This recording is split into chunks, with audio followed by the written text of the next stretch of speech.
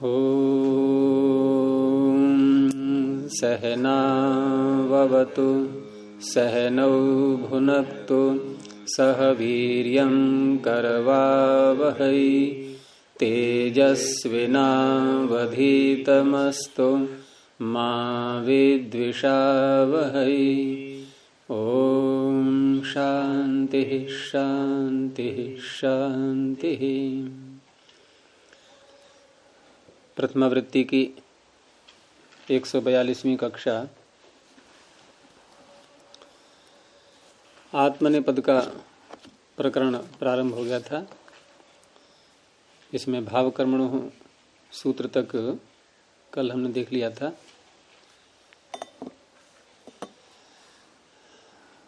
अगला सूत्र भी कुछ इससे मिलता जुलता है थोड़ा सा, और जो विषय उसका है प्रयोग बहुत कम होता है उसका, फिर भी समझना है क्या कहते हैं ये। दूसरा, इसमें भाव कर्मणों सूत्र में कुछ रह गया है क्या? अभी ये तो पूरा हो गया था। इसमें कुछ बातें ध्यान देने की होती हैं कि भाव कर्म में हम जब भी लकारों को लाते हैं तो इसमें कौन कौन से परिवर्तन हुआ करते हैं मुख्य रूप से। तो इन परिवर्तनों में एक तो हमने ये देख लिया कि 4 लकारों में यक प्रत्यय अनिवार्यता होता ही है।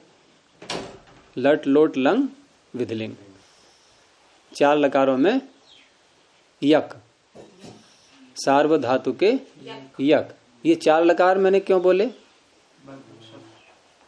नहीं, 4 लकारों में ही क्यों होता है ऐसा बोला? तो 4 लकारों में ही होता है, ये कैसे निश्चय हो? कौन कर रहा है यक? तो सूत्र के अर्थ से ही बात निकल रही है। ये सार्वधातु परे होगा तब करेगा यक। ये तो सार्वधातु को आपको 4 लकारों में ही तो मिलता है। ये तो कई बार बता चुका हूं पीछे में। भाई 2 लकार तो आर्धातु के हैं शुद्ध रूप से। कौन कौन से? लिट और आशीर्लिंग। लिट च लिंग आशीषी, आर्धातुकम शेषा के आगे। अब रह गए 4 तो ये इधर हैं ही, हमने कर छांटी लिए हैं, और 2 उधर निकल गए आर्धातुक में। अब कितने रह गए? 4 और रह गए। तो उन 4 में 2 लकारों में स्य आता है, लिरिट और लिरिंग, और स्य आर्धातुक है। अब 2 और रह गए। एक में तास आता है, लुट, वो भी आर्धातुक है, निकल गया। एक रह गया कौन सा? लुंग। लुंग में चिली आता है, वो भी आर्धातुक है। और ये जो 4 हैं लट लुट लंग विधिलिंग, इनमें कोई आर्धातुक का प्रत्यय आता ही नहीं, इसलिए यहां पर सार्वधातुक परे मिल जाता है या कोई जाता है। तो एक तो ये कार्य होता है भाव कर्म में यक अनिवार्य रूप से। दूसरा, जब लुंग लकार लाते हैं जब, और ये तो निश्चय हो गया कि आपने पद के प्रत्यय आने हैं, तो लुंग लकार जब लाते हैं तो लुंग लकार में कौन सा प्रत्यय आएगा? प्रथम पुरुष के एक वचन में तो एक वचन बोलना है ना केवल। तो त जब परे होता है तो चिर्ण भाव कर्मणो हो, ये सूत्र आएगा आगे 3रे अध्याय में। तो चिर्ण भाव कर्मणो क्या करता है? यानी कि भाव कर्म तो ले ही लिया हमने विषय, तो वहां ये चिली के स्थान में चिर्ण कर देता है, और करेगा केवल एक वचन में। यानी भाव कर्म में त परे रहते, चिण ते पदः, चिण ते पदः। तो ते आ गया, उसको ले लो, मिल गया सूत्र। चलो अभी एक संकेत में ले लो। और एक और कार्य है जो बहुत महत्वपूर्ण है, जो भाव कर्म में होता है। क्या कहा मैंने अभी? एक कार्य शेष है जो भाव कर्म में होता है। हाँ, वो कार्य है स्या प्रत्यय, सिच प्रत्यय। स्या कहाँ होता है? 2 जगह, और सिच लुंग में, चिली सिच, ओके। और आशीर लिंग में सीयुट होता है नहीं, लिंगा सीयुट। और लुट में होता है तास। कितने गिनाए मैंने? 1 2 3 4। कौन कौन से? सीयुट, स्य, तास और सिच। क्रम क्यों बिगाड़ दिया? स्या, सिच, सीयुट, तास। बना लो सूत्र। अच्छा, स्या, सिच, सीयुट, तासेषु, इनके परे रहते तो भाव कर्मणो हो। कब आए हो ये? भाव और कर्म में। तो स्या, सिच, सीयुट, तासेषु भाव कर्मणो हो। उपदेशे, उपदेश अवस्था में धातु कैसी होनी चाहिए? अच, अजंत, हन, ग्रह, गमा, दृश्य। ये अजंत नहीं थी इसलिए इनको अलग से पढ़ा। अच, हन, ग्रह, दृश्य। अजंत बहुत मिलेंगी और 3 और हैं, हन, ग्रह, दृश्य। इन सब को क्या हो जाता है? प्रश्न ये है। इनकी भाव कर्म में यदि स्या, सिच, सीयुट और तास आएंगे तो उपदेश में धातुएं जो अजंत हैं वो यानी वृद्धि गुण करके अजंत बनी है, वैसी नहीं। उपदेश अवस्था में जो अजंत हैं वो, और हन, ग्रह, दृश्य, ये 3 धातुएं। ये इन सब धातुओं से उत्तर ये जो प्रत्यय हैं, कौन से प्रत्यय? स्या, सिच, सीयुट, तास। इनमें व्यवहार चिण के समान होता है। इनमें व्यवहार चिण के समान होता है। तो चिण के समान व्यवहार से क्या अंतर आता है? देखो चिण कैसा है? णित। तो ये जो 4 प्रत्यय हैं ये णित जैसे णित के समान बन जाते हैं विकल्प करके। अब ये भी सिद्ध हो गया कि इन 4 प्रत्ययों में, और 4 प्रत्यय का मतलब 5 लकार। कैसे? स्या 2 जगह आएगा। आप लकार मत बोलो। स्या 2 जगह आएगा। स्या, सिच एक ही जगह है। स्या, सिच, सीयुट और तास। तो ये जो 5 लकार हैं इनमें 2-2 रूप बनते हैं। भाव कर्म में जब भी बनाएंगे हम रूप 2-2 बनेंगे। ठीक है। और दूसरा कार्य, यदि कोई धातु अनिट है, बहुत सी होती है, तो यहां इनमें इडागम भी हो जाएगा उसको।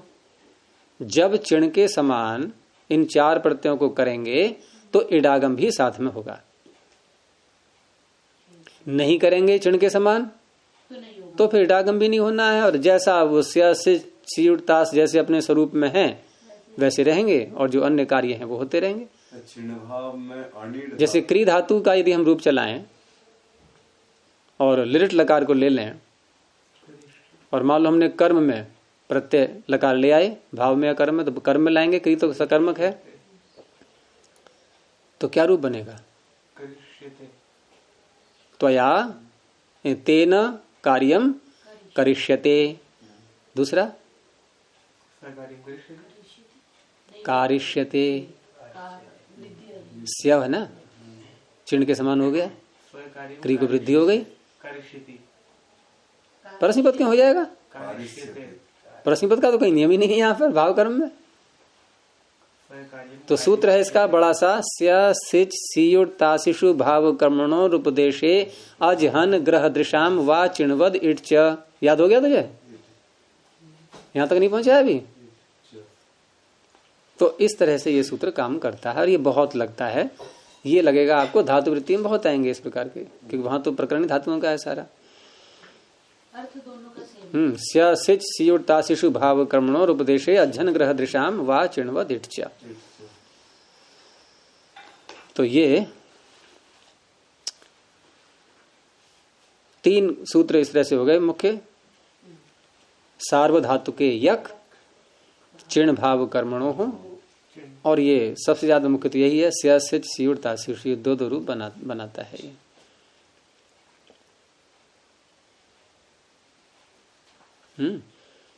और जो चिण करते हैं हम लुंग लकार में, और जब त प्रत्यय जैसे लाते हैं वहां पर, तो वहां जैसे बताया था मैंने कि चिण हो जाता है उसको चिली के स्थान में, फिर उसका अगला कार्य होता है त का लोप। तो नहीं रहता वहां पर, जैसे उसके द्वारा कार्य किया गया, हमें लुंग बोलना है, तेन कार्यम अकारी गया। कौन गया? तो गया। सूत्र चिणो लुक, स्वयं बना सकते हो, नहीं आ रहा है सूत्र तो चिण से उत्तर लुक करना है, चिणो लुक। तो ये कुछ बातें इसमें आएंगी, लेकिन अभी तो हमें केवल इतना ही देखना है कि भाव और कर्म में आत्मनेपद होता है। अब अगला देखिए सूत्र, कर्तरी कर्म व्यतिहारे। कर्तरी सप्तम्ये क्वचनांतम, कर्म व्यतिहारे सप्तम्ये क्वचनांतम। कर्म व्यतिहार, यहां कर्म वो नहीं है कर्तुरीप से तमम कर्म। कोई आपत्ति कर सकता है कि जब पाणिनि ने संज्ञा कर दी है तो जहां जहां भी शब्द आए उसी का बोध होना चाहिए, लेकिन ऐसा नहीं है। कहीं कहीं पर यौगिक अर्थ जो उसका सामान्य जो अर्थ है लेते हैं वही लेते हैं। तो यहां कर्म का अर्थ है क्रिया। और व्यतिहार किसे कहते हैं? व्यतिहार का तात्पर्य होता है कि तू मेरा ले ले, मैं तेरा ले लूं, आपस में अदला बदली। अगर इसको सरल भाषा में बोले, अदला बदली। जैसे किसान को फसल कटवानी है, अब मजदूर नहीं मिल पा रहे हैं, तो आपस में निर्णय कर लिया उन लोगों ने, किसानों के परिवारों ने, कि ठीक है आज हम सब मिलकर के अमुक व्यक्ति की फसल काटेंगे। अब दूसरे का नंबर आया किसी और किसान का, अब फिर वो सब मिलकर के उसी काटेंगे। तो एक दूसरे के कार्य को करना। वो कहानी सुनी होगी आपने देवताओं की, असुरों की। भोजन परोसा गया देवताओं को और सबके हाथ बांध दिए गए थे सीधे करके, उन्होंने उनको खिलाया, उन्होंने उनको खिलाया। ये क्या है? कर्म व्यतिहार। तो इस विषय में ये सूत्र अपना कार्य करता है। तो कर्मणः व्यतिहारः, कर्म व्यतिहारः, क्रिया का व्यतिहार, अदला बदली। तो कर्म व्यतिहारे अर्थात क्रियायाः व्यतिहारे, क्रियायाः व्यतिहारे धातोः आत्मनेपदम भवति। सीधा सा अर्थ है, जब क्रिया का व्यतिहार हो रहा हो तो जो धातु हम प्रयोग करेंगे अदला बदली वाली, जो कर्म की, क्रिया की, उस धातु से आत्मनेपद हो जाता है। हाँ, क्योंकि यहां पर कर्म से तो कोई संबंध ही नहीं है। यानी कर्तृवाच्य होने पर भी तभी तो सूत्र सार्थक होगा। अगर कर्तृवाच्य नहीं है, कर्म में ला रहे हैं लकारम, तो कोई बात ही नहीं फिर तो इस तरह से जो ही है कर्तृवाच्य में, क्योंकि सूत्र ही कह रहा है कर्तरी, उसमें कही दिया है। तो कर्तरी कर्म व्यतिहारे, कर्तृवाच्य आत्मनेपदम भवति। उदाहरण वही है मैंने आपको दिया था अभी, क्षेत्रम व्यतिलुनते। कैसे चलेंगे रूप इसके? लु धातु के एक वचन में आत्मनेपद की बात हो रही है। सब गलत हो गया। और कोई? देखो धातु लू है, प्रत्यय ना है, शना, आगे ते है, और मैंने बताया था कि आत्मनेपद के सारे प्रत्यय ङित भी होते हैं। तो त प्रत्यय ङित है, ङित होने से स्नाभ्यस्तयोरातः ई हल्यघो। दो सूत्र ध्यान रखा करो, ये स्नाभ्यस्तयोरातः ई हल्यघो। अब ई हल्यघो को समझ जाओगे आप तो स्नाभ्यस्तयोरातः का अर्थ अपने आप निकल आएगा कि हलादी कितंगित आगे हो तो ई हो जाएगा। अब क्या बचा पूर्व वाले के लिए? अजादी कितंगित होगा तो लोप हो जाएगा, आकार का, ना के आकार का। ना के आकार पर ही चोट पड़नी है, या तो लोप करो या ई करो। ये अपने स्वरूप में नहीं रह पाएगा। कब? अगर कितंगित आगे आ जाए तो। एक वचन में हलादी है प्रत्यय या आजादी है? हलादी है। तो ई होगा कि आ का लोप हो जाएगा? ई होगा। अब भी नहीं बना मिल रहा लू। लुनीते और लू को रस हो जाता है किससे?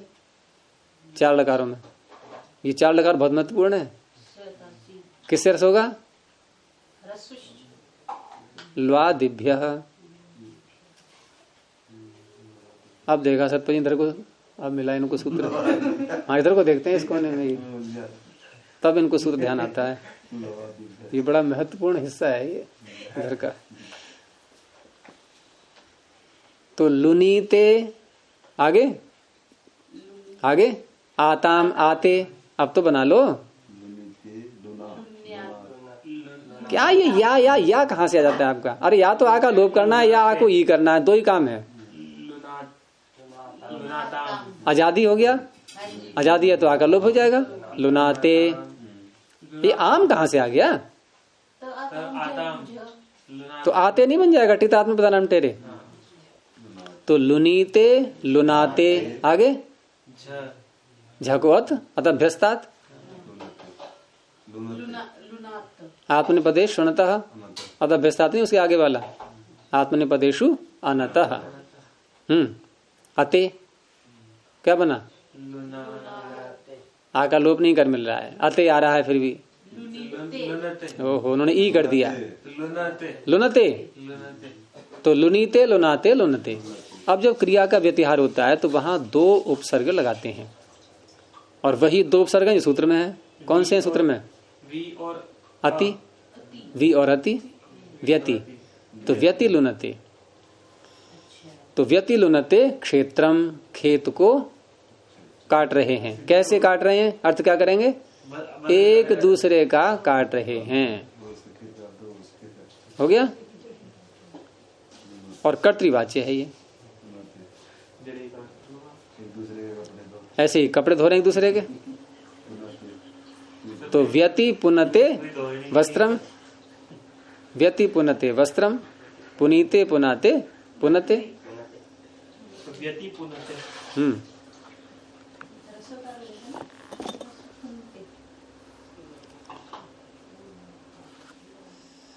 तो बन जाएगा व्यति लुनते। अब तो वी अति उपसर्ग है, लू धातु है, लट लकार लाएंगे, लह कर्मणि से भावे से कर्ता में लाएंगे, और लकार लाने के बाद आत्मनिपद लाना है या परस्मी पद लाना है, उसका सूत्र ये निर्णय करेगा।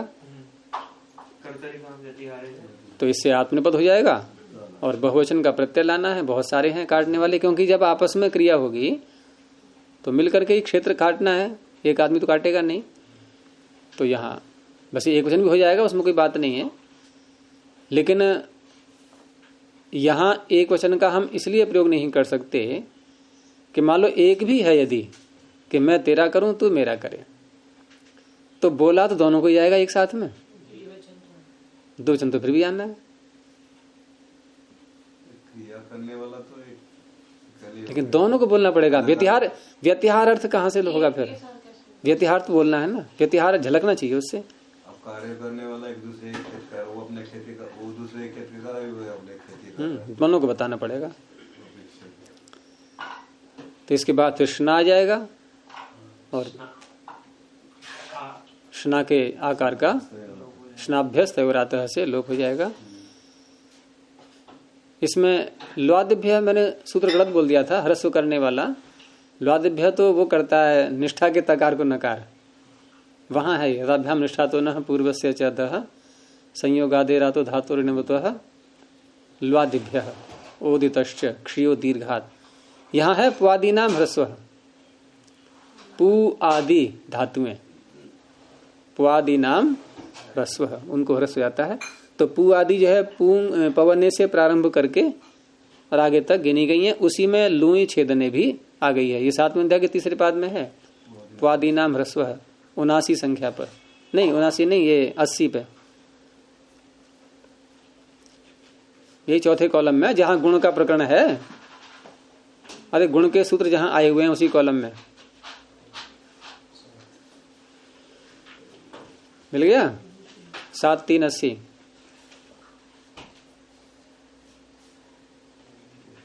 जी पुआदि नाम शीत प्रकरण है गुरुजी, गुण का प्रकरण नहीं है ये शीत जरा आगे बढ़ना थोड़ा सा। तो ये वो आगे है। तो फिर सारे गुण के सूत्र इसी कॉलम में मिलेंगे आपको। यानी पुगंत लघुदस्य इत्यादि सूत्र प्रसिद्ध हैं। ये शब्द को इसी में मिलेंगे। तो प्रसिद्ध के ही नाम से कोई चीज बताई जाती है कि देखो वो चीज वहां रखी है जहां पर, अब जहां पर के बाद क्या बोलेंगे, जो अधिक प्रसिद्ध है। हाँ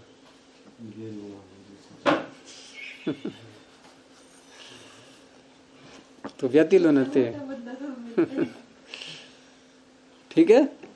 अच्छा, अब इस सूत्र के द्वारा कुछ अतिव्याप्ति होने लगी है? सूत्र बना तो दिया पाणिनि ने, लेकिन ये कुछ ज्यादा ही पैर पसारने लगा अपने, तो थोड़ा इस पर काटे जाएंगे इसके। अब इसका निषेध आएगा। तो इसका अपवाद देखिए आगे, न गति हिंसार्थेभ्यः।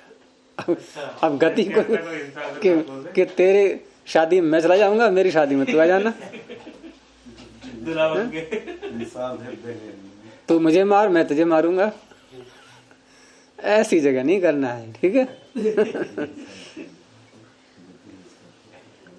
तो न अव्यापदम गति हिंसार्थेभ्यः पंचमी बहुवचनांतम। दो प्रकार की धातु हैं। अर्थ शब्द को दोनों के साथ ले लेंगे, पहले द्वंद्व करेंगे, गतिश्च हिंसा च इति गति हिंसे। और गति हिंसे अर्थ येषाम, गति और हिंसा अर्थ है जिनका। ते धातु पुल्लिंग है स्त्रीलिंग, ते गति हिंसार्थाः, तेभ्यः गति हिंसार्थेभ्यः।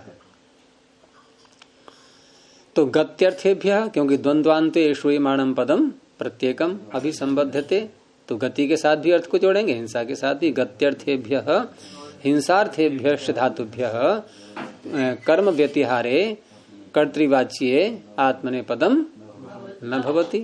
बन गया अर्थ। इसमें क्या रटना है? तो स्पष्ट है गत्यर्थक और हिंसार्थक में नहीं होगा।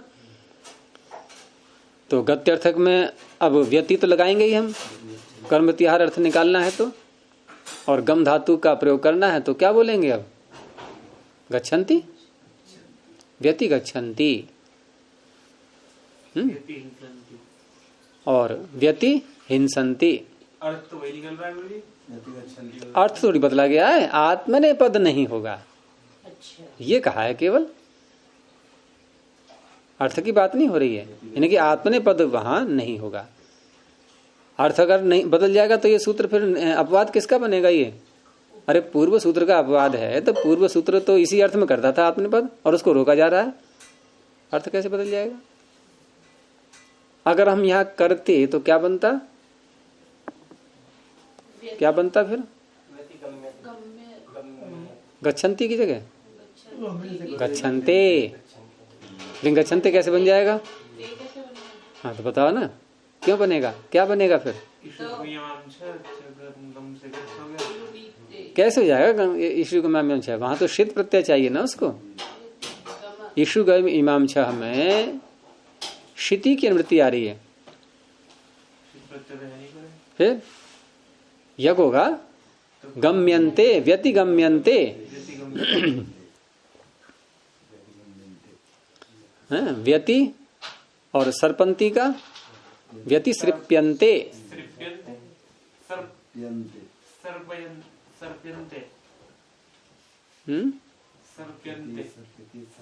गुण कैसे हो जाएगा? नहीं, सृप धातु है ना, सृपलिरी गतौ, गमलिरी सृपलिरी गतौ।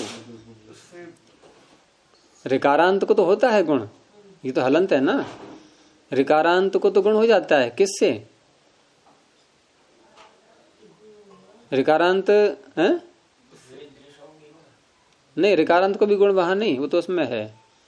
रिंग रिंग हो जाता है, रिंग ऋकारांत को, रिंग शयग लिंगशु।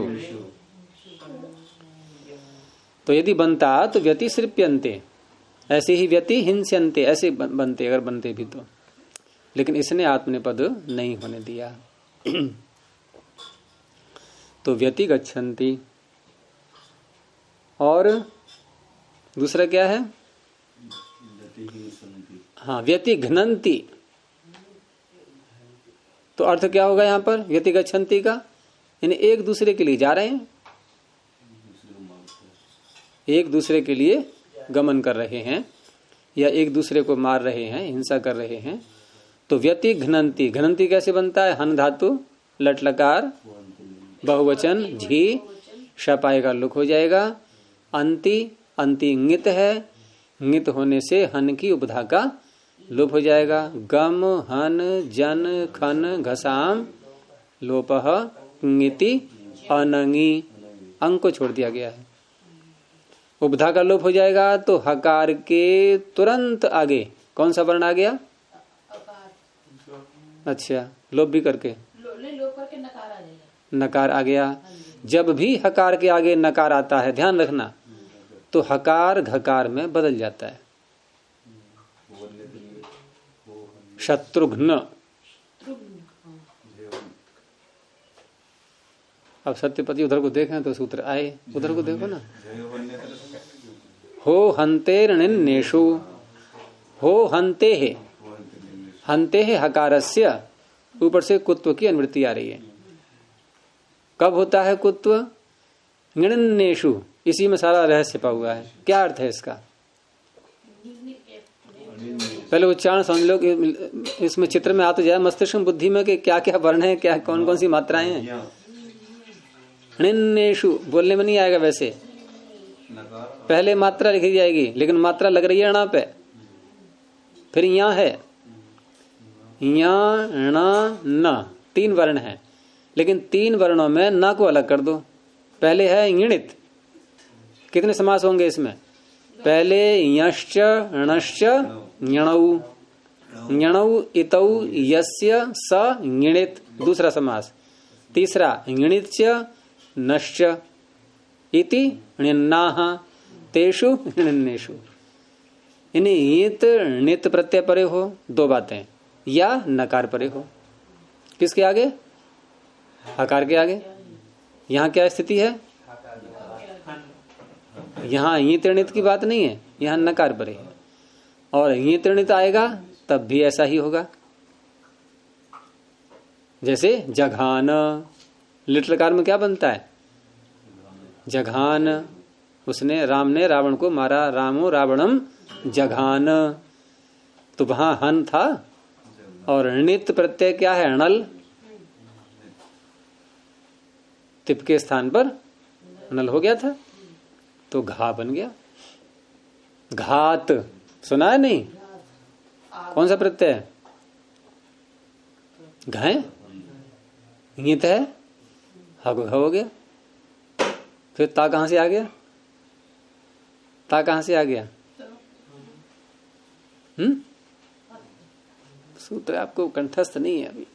हनस ताच, हन के नकार को तकार भी होता है। घात, तो व्यतिघ्नन्ति ये बन जाएगा। चलें आगे। आगे है नगति हिंसार्थेभ्य के आगे इतरे तरान्योन्योपपदाच्य, ये भी पूर्व सूत्र से जुड़ा हुआ है। वही कर्तरी कर्म व्यतिहारे से, ठीक है। अब कर्तरी कर्म व्यतिहारे में कर्म व्यतिहार आपने देख ही लिया, तो कर्म व्यतिहार को स्पष्ट करने के लिए, जैसे ठीक है हमने उदाहरण बोला था कि व्यतिलुनते क्षेत्रम, अर्थ क्या बोला था कि एक दूसरे के क्षेत्र को काट रहे हैं, लेकिन एक दूसरे इस अर्थ को कहने के लिए कोई शब्द नहीं बोला है हमने। तो पाणिनि ये कह रहे हैं कि यदि आप एक दूसरे इस अर्थ को कहने के लिए अगर शब्द का भी प्रयोग कर देंगे हैं, तो शब्द का जब प्रयोग कर दिया तो अर्थ स्पष्ट हो गया। और जब अर्थ स्पष्ट हो गया तो फिर हम आत्मनेपद क्यों करेंगे? हम फिर नहीं करेंगे। आत्मनेपद क्यों किया गया था कि ये अर्थ निकल आए, उस अर्थ को आपने किसी और शब्द से कह दिया तो नहीं होगा आत्मनेपद। नहीं आया समझ में? अगर हम इतरेतर शब्द भी साथ में बोल दें परस्मय पद ही रहेगा। तो सूत्रकार कह रहे हैं तो फिर आत्मनेपद की क्या आवश्यकता रही? वो अर्थ निकल तो आया इतरे तरह से कि एक दूसरे का काट रहे हैं।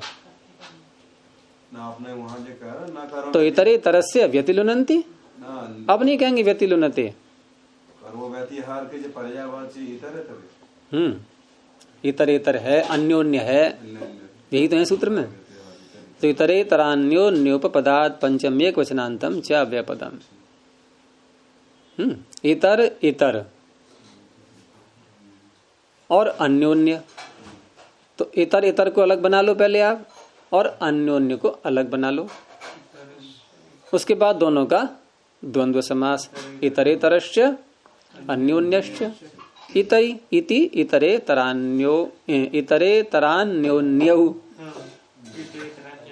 अब करेंगे बहुरी समास कि इतरे तरान्योन्यौ उपपदे यस्य स इतरे तरान्योन्योप पदः तस्मात्। पहले प्रथमा मिलाते हैं हमेशा विग्रह करके, उसके बाद सूत्र में आई विभक्ति को बोलते हैं। फिर तो इतरे तरान्योन्योपपदात् धातु हो, धातु अपनी ओर से जोड़ लेंगे। कर्म व्यतिहारे आत्मनेपदम न भवति, अब नहीं होता है आत्मनेपद है। जब इतर इतर अन्य अन्य और कर्म व्यतिहार के पर्याय आत्मनेपद किस में प्राप्त हो रहा था?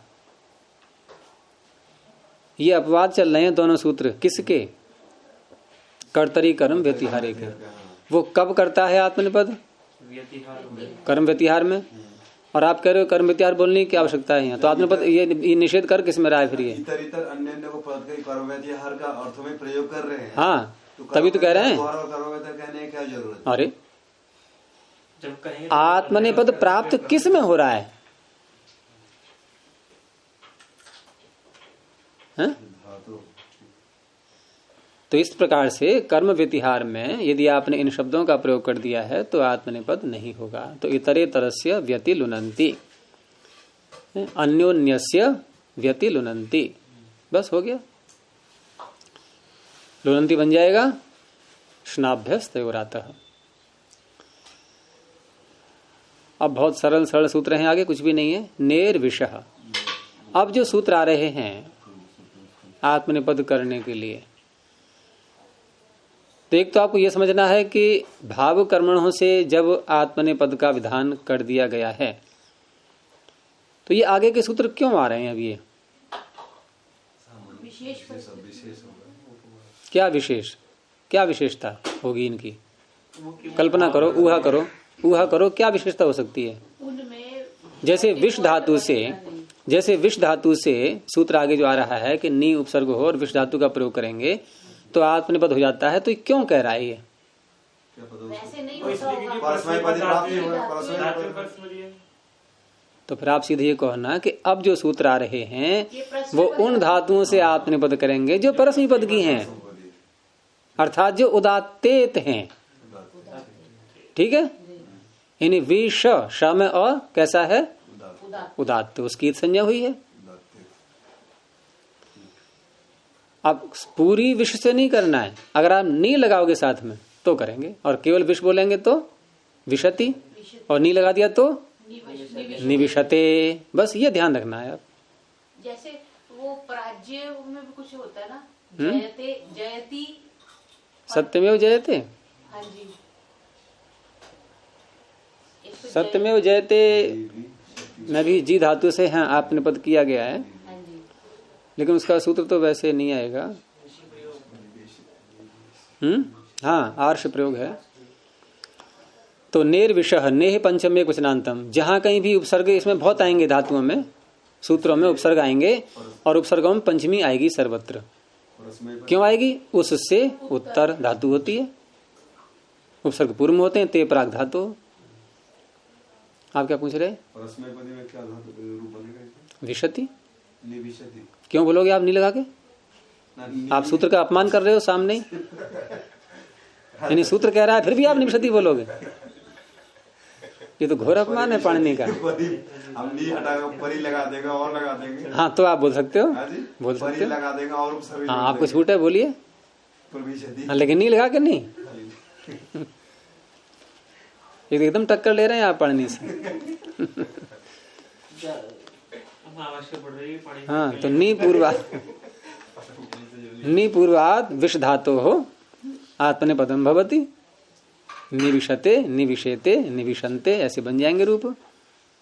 इसमें गुण क्यों नहीं हुआ? वेशते निवेशते, हम बोलते हैं निवेश निवेश, हाँ, या निविश कहते हैं, निवेश है। तो गुण क्यों नहीं हुआ? वही बात है, पीछे को तारो तो वहाँ पे गीत कर दिया। किसको गीत कर दिया? गीत तो होता है अरे शब्द नहीं है क्या? इसमें सबके मान कर रहे तो गुण हम तो को मान के क्यों देखेंगे? सबके मान का होगा ही नहीं, हाँ, सबके मान करती है। यहाँ शब्द है ही नहीं, हाँ, शाह है, तो दादी गण की है, इसलिए पूछा मैंने। क्योंकि शप और श दोनों में अ बचता है, तो धोखा होता है इसमें कि तो शब्द को दिख रहा, शब्द नहीं है, शाह है ये, और शाह है नित, तो निविशते निविशेते निविशन्ते।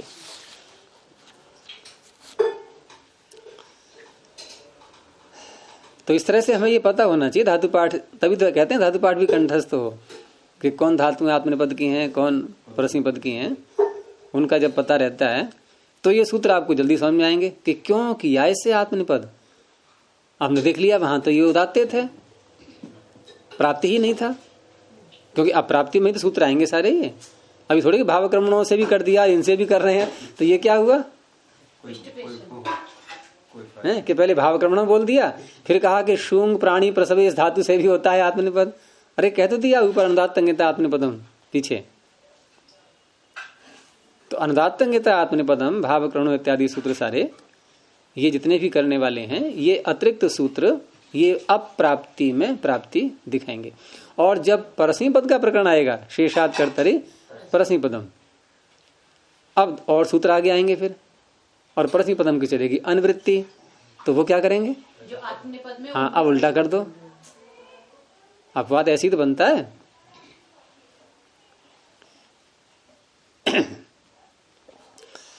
तो चलिए, निविशते निविशेते निविशन्ते,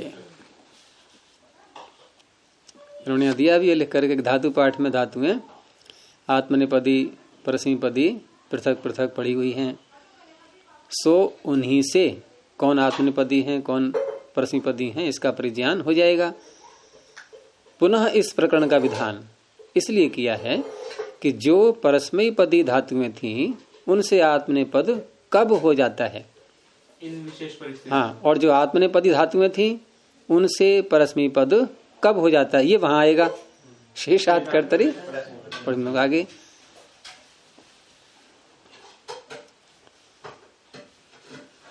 तो इस तरह से ये पूरे पाद में ऐसा ही चलता रहेगा। अब देखिए, परिव्यवेभ्य क्रिय, परिव्यवेभ्य पंचमी बहुवचनांतम, क्रिय पंचम एक वचनांतम, पंचमी ही आएगी सर्वत्र, उपसर्गों में भी धातुओं में भी, क्योंकि आत्मनेपद का विधान चल रहा है ये। परिश्च विश्च अवश्च, तीन उपसर्ग हैं इसमें, तो परिव्यवाह तेभ्य परिव्यवेभ्य, परिवि अव इत्येवं पूर्वात् क्रिय अर्थात डुक्री, आगे डुक्री, मैंने क्या बोला, डुक्री, मैंने डुक्री नहीं कहा, डुक्री द्रव्य विनिमय, और ये पहली धातु है क्रियादिगण की। क्रियादिगण में क्रियादि, क्रियादि क्या है, ये क्रियादि, ये डुक्रिंग करने वाला है क्या? क्र में बड़ी की मात्रा, तो डुक्री द्रव्य विनिमय धातु आत्मनेपदम भवति। अब क्यों करना पड़ रहा है इससे, उपसर्ग लगा करके भी या बिना उपसर्ग के, बिना उपसर्ग के तो रहेगा जैसा है वैसा, क्योंकि इसमें अनुबंध क्या है, यकार, ईयत है ये, और ईयत धातु से आत्मनेपद तब होता है जब क्रिया का फलकर्ता को मिले। तो इसका अर्थ हुआ कि यहाँ क्रिया का फलकर्ता को न मिलने पर भी आत्मनेपद हो जाता है। इन उपसर्गों का प्रयोग करेंगे तो परि लगा दो, परिक्रीणीते, वि लगा दो, विक्रीणीते, अब लगा दो, अब क्रीणीते, स्नाभ्यस्तयोरातः ईकार हो गया, और रसाभ्याम नूणः समान पदे अटकुप्वांग नुम विवाहिपी न गुणा हो जाएगा। अवक्रीणिते अवक्रीणिते। अब यहाँ पर जब क्रिया का फल कर्ता को मिलता है तो हो ही जाएगा। तो यहाँ खरीद तो रहा है कोई, लेकिन फल किसी और को मिल रहा है, हो सकता है।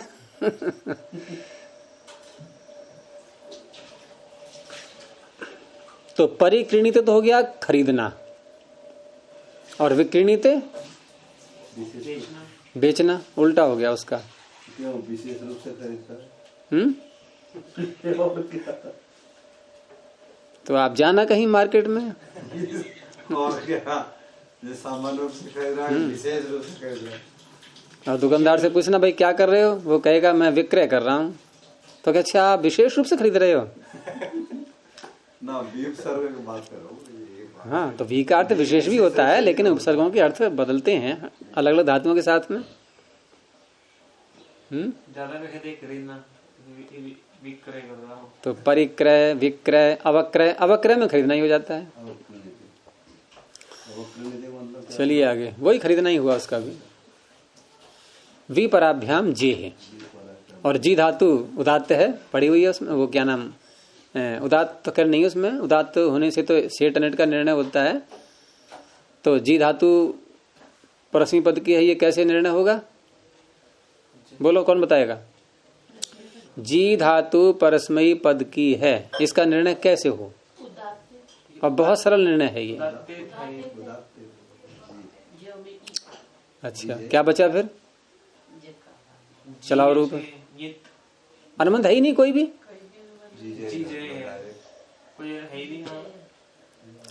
देखो आज एक और बात निकल के आएगी कि यदि किसी धातु में कोई भी अनुबंध नहीं है तो वो धातु सदा, कितना अच्छा निर्णय है ये। भू सत्तायाम कौन से पद की है? कोई अनुबंध है ही नहीं। अब इससे ये भी सिद्ध हुआ कि यदि आत्मने पद होगा तो कोई ना कोई अनुबंध होना ही चाहिए, या तो अनुदात्त अनुबंध हो या अंगित हो। ऐसे उभय पद में भी तो जी में तो है ही नहीं कोई अनुबंध, तो शेष में आ गई वो, क्योंकि यहां विधान कर रहे हैं अनुबंधों वालियों से।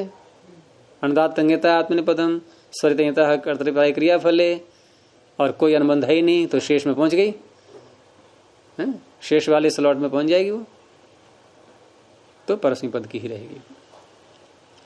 इसने कहा विपराभ्याम पंचमी द्विवचनांतम जे है पंचमी वचनांतम वीच विश्च पराश्च इति विपरौ ताभ्याम विपराभ्याम।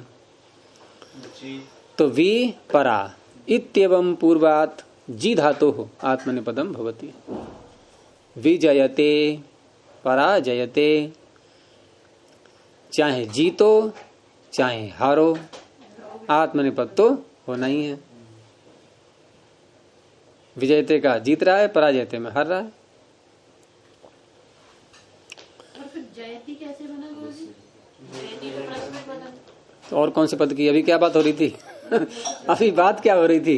केजी धातु कैसी है? विपराभ्याम, ठीक है। अरे वी लगाओगे पर तभी तो होगा आत्मनिपद। ये मेरे को अनुवाद के समय दुविधा आई थी, तब उन्होंने मुझे बताया। वो ठीक है कि सत्यमेव जयते वहां आ रहा है प्रयोग, तो वो आर्ष प्रयोग है, कोई बात नहीं है। मिलता है अकेले जी का भी प्रयोग आत्मनिपद में, लेकिन लोक में हम जयती ही बोलेंगे व्यावहारिक भाषा में। नहीं, ऐसा नहीं है। ऐसे तो वेद में पाणिनि के सारे सूत्र बार बार बोलना पड़ता है ना, बहुलम छंदसी व्यत्यय बहुलम इत्यादि, ये सब क्यों है?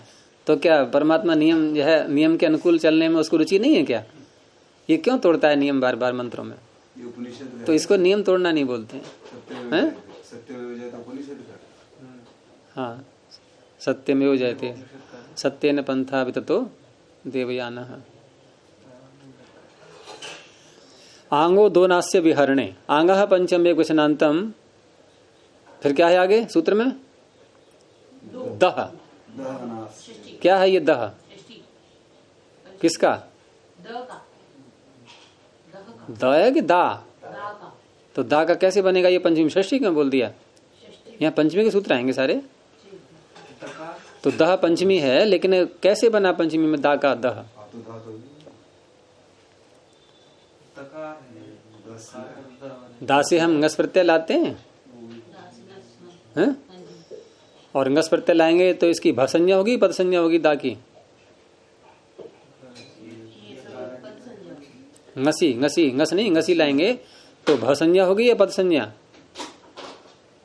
बड़ी देर में निर्णय हो रहा है आपका। वाह भाई वाह। संजय होगा। आजादी प्रत्यय होते हैं तो भ, यकारादि आजादी, संजय तो भ संज्ञा होगी तो भस्य के अधिकार में सूत्र बैठा हुआ है एक आतो धातु हो, आकारांत। आकारांत जो धातुएं होती हैं, धातु कैसे है फिर? ये धातु से ngसी कैसे आ गया? यहाँ प्रातिपदिका है, धातु से कैसे आ गया? देखो आ रहा है, देखो आ गया नहीं? अनुकरण मान करके भी हो जाता है। धातु से और भाव में भी आप चाहो तो क्यों मतलब उर्दू? है? अनुकरण मतलब दा शब्द मात्र का लिया है बस। नपुंसकलिंगादि अगर देखो एक बात और समझो कि धातु पाठ में धातुएं पढ़ी हैं या शब्द? शब्द शब्द पढ़ करके धातु बनाए हैं। धातु पाठ में कोई सूत्र है ऐसा जो धातु संज्ञा करता है? कोई नहीं है। कोई नहीं इसमें है। तो वहां तो सब बिल्कुल प्योर शब्द हैं सारे ही। धातु संज्ञा तो हम करते हैं भुवा देव धातु से, तब धातु नाम पड़ता है उसका। वहां तो केवल शब्द ही शब्द हैं बस सारे, है ना? तो आप उसका नाम रखो शब्द पाठ, धातु पाठ की जगह।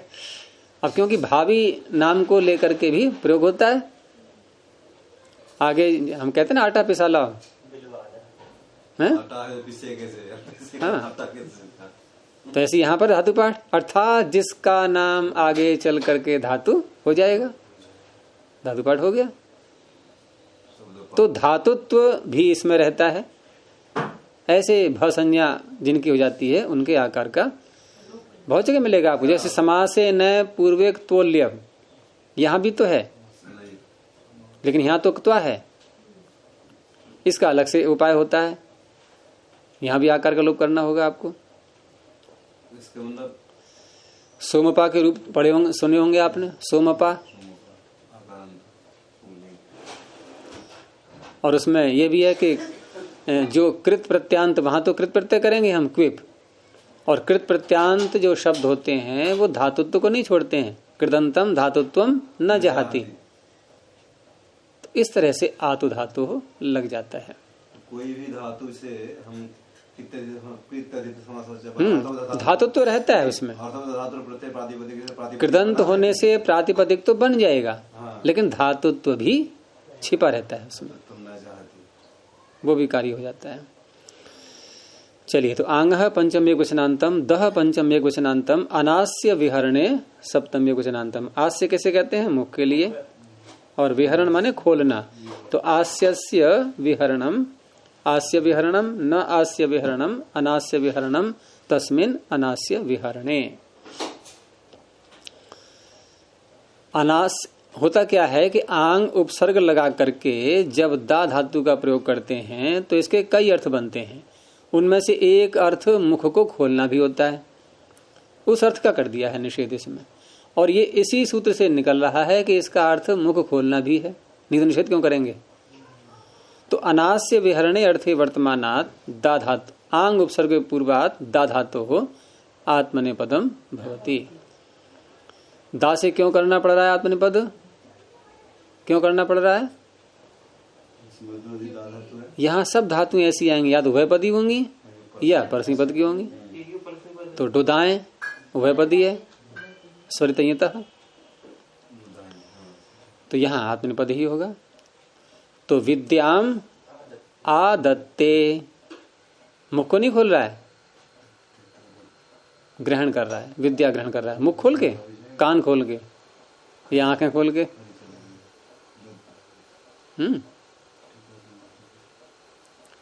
और मोदकम आ ददाती। लड्डू मुंह खोल के लड्डू खाएगा नहीं खाएगा? तो ये है आदत्ते। आदत्ते कैसे बनेगा? आंग पूर्वक दाते घुसंजा हो जाएगा, दो दत घो दत्तादि से खरीद। बस कुछ भी निकल जाए आपके मुख से सूत्र मिलता जुलता कुछ भी निकल जाए उससे। हैं? आपको पता है ज्योत्यादि गण धातु है? आपने कोई काम किया ज्योत्यादि का इसमें? या कुछ नहीं, कोई मतलब ही नहीं उससे। अरे दा धातु है, आप लट लकार लाओगे, शब भी लाओगे, शब को श्लू करोगे, दा को द्वित्व करोगे, सारे काम हो गए, कुछ भी तो हुआ नहीं। तो दा त यहां तक पहुंच जाओ, पहले दा ते तक पहुंच जाओ। जो कार्य कॉमन है उनको तो कर ही लेते हैं पहले। अब इसके बाद आपको निर्णय करना है, तो क्या क्या करना है?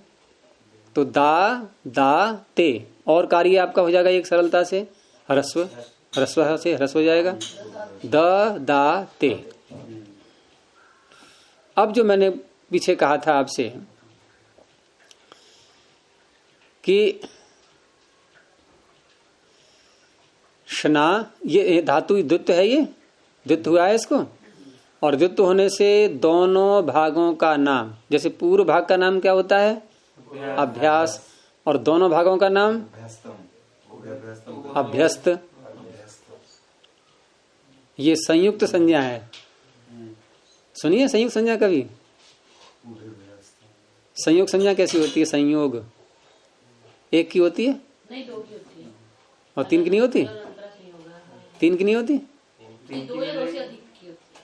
तो कैसी है वो? संयुक्त संज्ञा, संयुक्त परिवार। तो ऐसे ही अभ्यस्त संज्ञा, ये कैसी है? संयुक्त। ये कम से कम 2 ही की होगी। तो दोनों का नाम क्या हो गया? अभ्यस्त। तो जैसे शना के आकार के साथ में व्यवहार होता है, ऐसे ही अभ्यस्त के साथ में व्यवहार होता है। शनाभ्यस्तयो रातः, शना और अभ्यस्त। तो शनाभ्यस्तयो रातः, इससे दा के आ का लोप हो जाएगा। आप कह रहे 2 दद घो, ये बन गया आपका दद, आपका बना दद ही, लेकिन और तरह से बना है ये। देखो दा के आ को हटा दो, क्या बन गया? दद।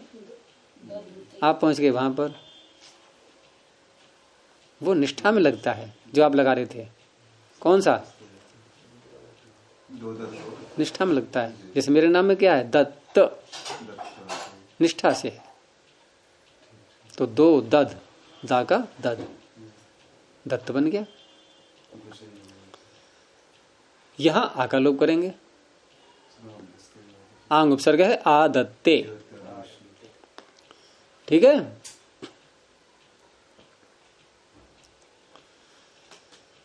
और वैसे भी आप उसको रूप कैसे लाते हो आत्मनेपद पद में? जैसे मान लो उभयपदी है, ये आ को हटा दो तब भी तो हम बोल सकते हैं दत्ते। ददाती और दत्ते दोनों बनेंगे नहीं, उभयपदी है।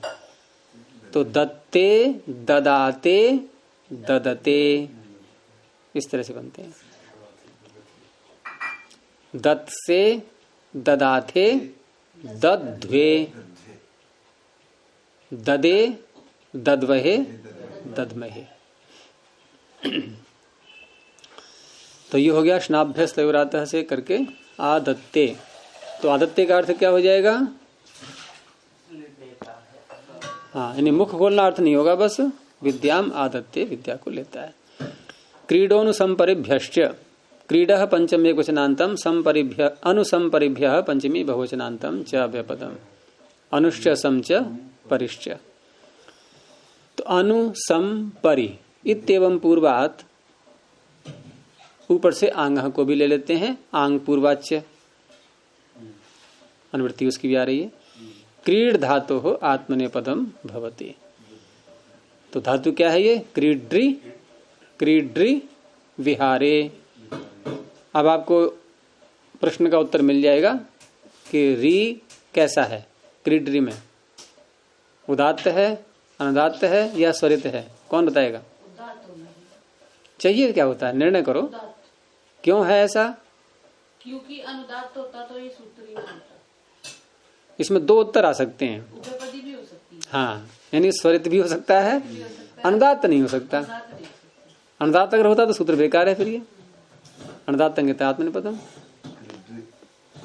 तो उदात्त है री, इसलिए क्रीडति, क्रीडतः, क्रीडंती बोलते हैं हम। लेकिन ये उपसर्ग लगाएंगे आप तो क्रीडते, क्रीडेते, क्रीडंते ऐसे बोलना होगा। अनुक्रीडते, संक्रीडते, परिक्रीडते, आक्रीडते। ठीक है, लट लकार है, शब्द आकर के बन जाएगा। समव प्रविभ्य स्थः, समव प्रविभ्य पंचमी बहुवचनांतम स्थः, पंचमी एकवचनांतम। यहाँ वैसे बनाया से दा का दह बन गया था, हातु धातु। सम च अवश्च प्रश्च विश्च चार उपसर्ग हैं। तो सम अव प्र वि इत्येवं पूर्वात् स्था धातु हो आत्मनेपदम भवति। अब स्था में भी क्यों करना पड़ा? स्था में कौन सा अनुबंध है? कोई नहीं है, इसलिए आत्मनेपद प्रश्न पद की है। ये तो निर्णय आपको अच्छा मिल गया आज, कि कोई अनुबंध रहो तो बहुत सरलता है, फिर तो सोचना ही नहीं है कौन से पद की है। तो तिष्ठति बन जाएगा वैसे तो, लेकिन यहां करेंगे हम तिष्ठते बनेगा फिर। तो स्था लटलकार और स्था के स्थान में तिष्ठ आदेश, पा घ्रा धमा स्थामना 11 धातुएं हैं उसमें, 11 आदेश हैं 4 लकारों में। तो संतिष्ठते, अवतिष्ठते, प्रतिष्ठते, वितिष्ठते, इस प्रकार के रूप बनेंगे।